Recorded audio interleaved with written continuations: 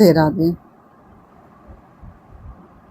आषाढ़ शुक्ल पक्ष की जो देवशयनी एकादशी यानी कि जो हरिशयनी एकादशी से चातुर्मास का शुभारंभ होता है, यानी कि चातुर्मास प्रारंभ हो जाता है। और मानता है कि इस दिन भगवान विष्णु क्षीर सागर में शेषनाग की शैया पर योग निद्रा में प्रवेश करते हैं।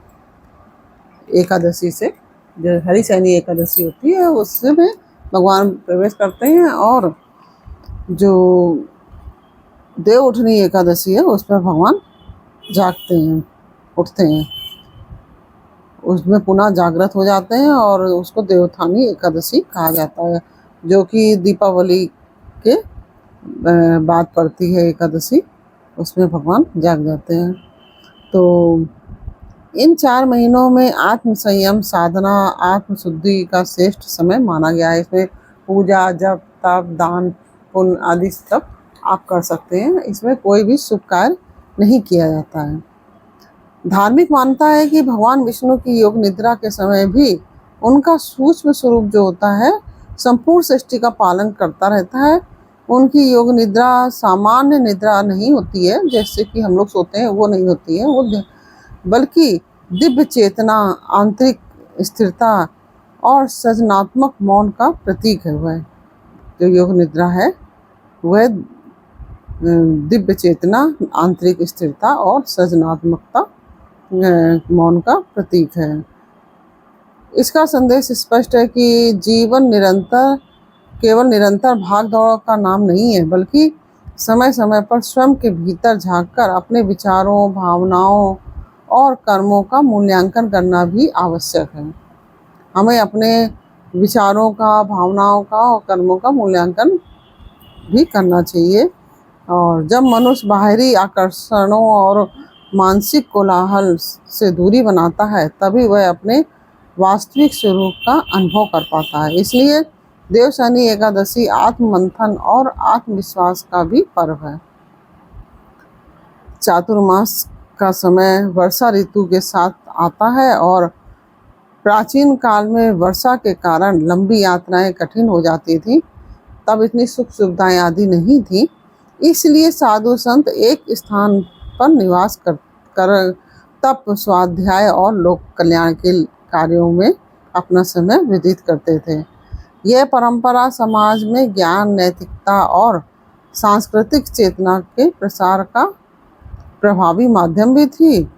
आज भी इन 4 महीनों में अनेक धार्मिक संस्थानों में प्रवचन कथा भजन योग ध्यान और सेवा गतिविधियों का आयोजन किया जाता है।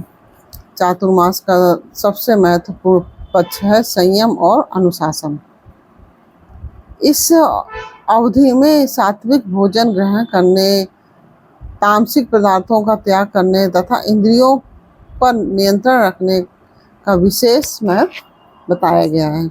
आयुर्वेद की दृष्टि से भी वर्षा ऋतु में हल्का सुपाच्य और सात्विक भोजन शरीर के लिए लाभकारी माना जाता है। वैसे भी बरसात के समय सात्विक भोजन करना चाहिए और जो हल्का हो सुपाच्य हो ऐसा ही भोजन करना चाहिए। वास्तव में भोजन में संयम रखने का नाम ही नहीं है। भोजन में संयम रखने का नाम ही नहीं है। इसका मूल उद्देश्य मनुष्य के भीतर के दोषों का परिष्कार करना है।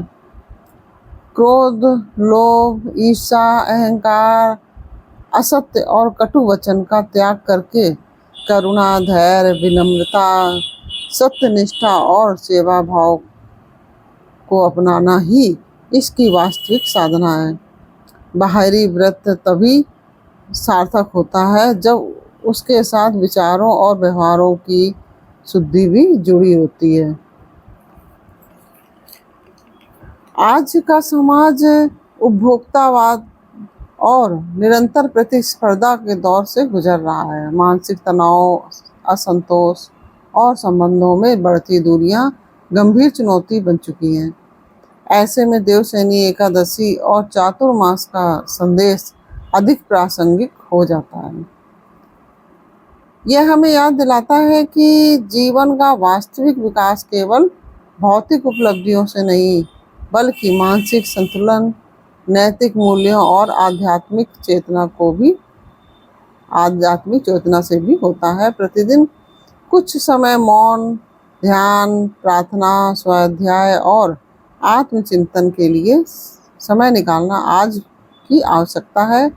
युग ऋषि पंडित श्री राम शर्मा आचार्य ने कहा है कि धर्म का वास्तविक स्वरूप आत्म परिष्कार और व्यक्तित्व निर्माण है।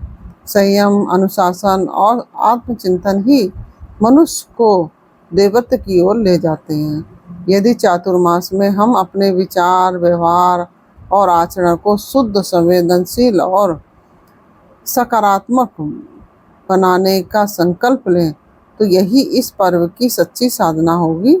यही हमारी संस्कृति का संदेश भी है। राधे राधे।